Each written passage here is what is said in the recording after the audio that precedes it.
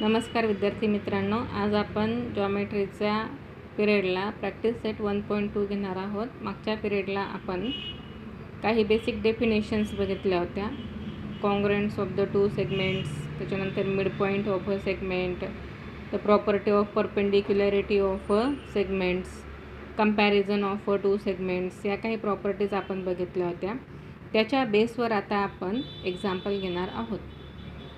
आपण practice set 1.2 आहे, तुमच्याकडे बुक आहे, त्याच्यामधलेच आपण एक्झाम्पल घेत आहोत.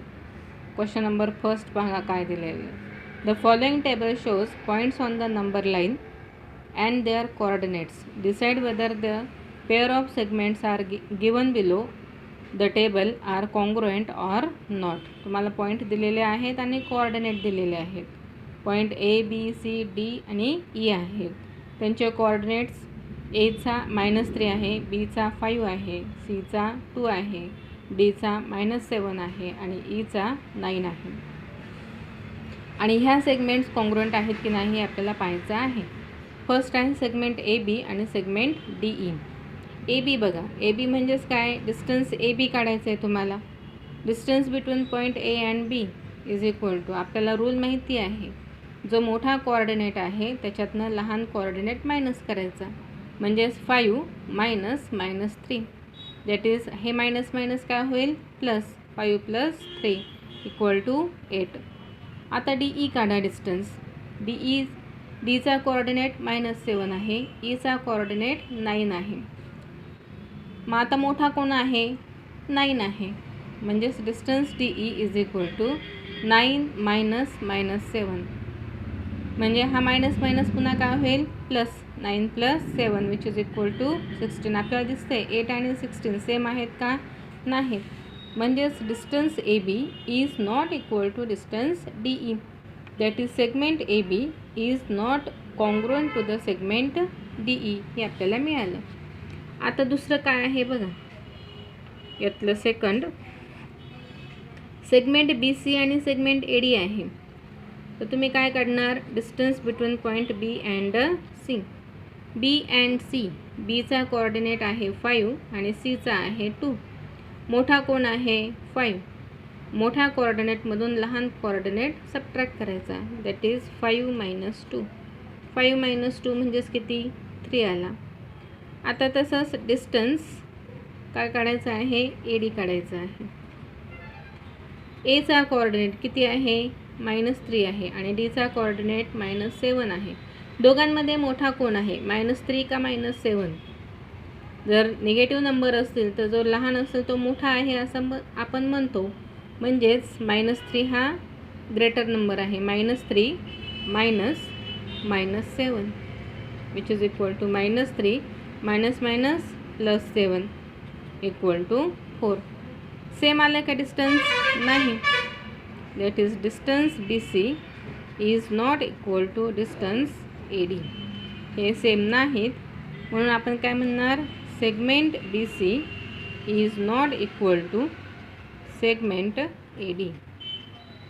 या दोन्ही सेगमेंट सेम नाहीत. आता यातलं तिसरं एक्झाम्पल आपण बघू. यातलंच तिसरं आहे. कोणते आहेत बघा, सेगमेंट BE आणि सेगमेंट AD आहे. Segment BE and segment AD. BD म्हणजेच distance between point B and E. बीचा कोऑर्डिनेट बघा किती आहे, 5 आहे आणि ईचा कोऑर्डिनेट 9 आहे. आता आपल्याला माहिती 5 आणि 9 यांच्यामध्ये मोठा कोण आहे, 9. म्हणजेच 9 - 5. 9 - 5 किती येतात, 4. आता तसंच दुसरा डिस्टन्स फाइंड आउट करा. डिस्टन्स AD काढा. डिस्टन्स AD, Aचा कोऑर्डिनेट -3 आहे आणि Dचा कोऑर्डिनेट -7 आहे. दोघांमध्ये मोठा कोण आहे, -3 मोठा आहे. म्हणजेच काय, मग -3 - -7 that is -3 -7 which is equal to 4. दोन्ही डिस्टन्स सेम आले आपल्याला. म्हणजे आपण काय म्हणणार, distance BE is equal to distance AD. BE equal to AD आहे, म्हणून आपण काय म्हणणार, सेगमेंट BE इक्वल आहे, म्हणजेच कशी आहे, कॉन्ग्रुएंट आहे, is congruent to the segment AD. हे आपल्याला मिळालं. हा आपला फर्स्ट क्वेश्चन झाला. आता आपला सेकंड क्वेश्चन बघूया काय आहे. क्वेश्चन नंबर 2 काय आहे, point M is the mid point of the segment AB. Point M is midpoint of segment AB. AB is equal to 8. Then find length of AM. M हा point कोणाचा mid point आहे, AB चा mid point आहे. आपण figure काढून घेऊ. ही AB आहे, segment AB आहे. M हा मिड पॉइंट आहे.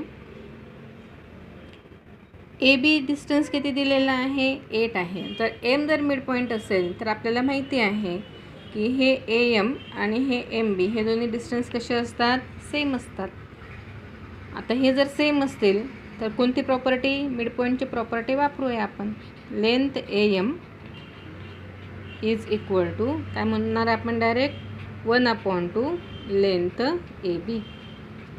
हे आपण डायरेक्ट म्हणणार का, म्हणून कोणती प्रॉपर्टी वापरतोय आपण इथे, बाय, आपण काही बेसिक कन्सेप्ट्स बघितल्या की नाही, बाय मिड पॉइंट प्रॉपर्टी किंवा मिड पॉइंट थेरम.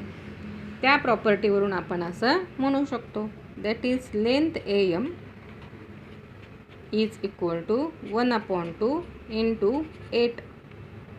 1/2 इंटू 8 म्हणजेच किती आहेत, 4. Therefore length AM is equal to 4 unit. किती आले लेंथ AM, 4 युनिट आपल्याला मिळालं. हा झाला दुसरा क्वेश्चन. आता तिसरा क्वेश्चन बघा काय आहे. क्वेश्चन नंबर 3 सेम याच्यासारखाच आहे, तो तुम्ही करा. मी क्वेश्चन नंबर 4 घेते. क्वेश्चन नंबर 3 तुम्हाला होमवर्क आहे. क्वेश्चन नंबर 3 होमवर्क, तेवढा एक छोटासा होमवर्क आहे, तेवढा करा. Question number 4, if AB is equal to 5 centimeter, BP equal to 2 centimeter, AP equal to 3.4 centimeter, compare the segments. आपल्याला काय करायचं आहे, फक्त ह्या सेगमेंट्स कंपेअर करायच्या आहेत. AB 5 आहे, BP 2 आहे आणि AP 3.4 आहे. आता हे नंबर जर बघितले आपण, नंबरचं कंपॅरिझन जर केलं तर सगळ्यात लहान कोण आहे, कोणता नंबर आहे, 2. 2 is less than 3.4 less than 5. म्हणजेच 2 सेंटीमीटर लेंथ कोणाची आहे, लेंथ BPची आहे, इज लेस दॅन 3.4 कोणाची आहे, लेंथ AP आहे, इज लेस दॅन कोणती आहे, लेंथ AB आहे. हे अशा प्रकारे आपण लेस दॅनचं सिम्बॉल वापरून यांच्यामधलं कंपॅरिझन आपण केलेलं आहे. ठीक आहे. क्वेश्चन नंबर 2 तुम्ही करायचं आहे, तेवढा एक मिड पॉईंटचा एक्झाम्पल मी तुम्हाला दिलेलं आहे. ठीक आहे. पुढच्या पिरियडच्या वेळेला आपण आता पुढचं शिकूया. ओके.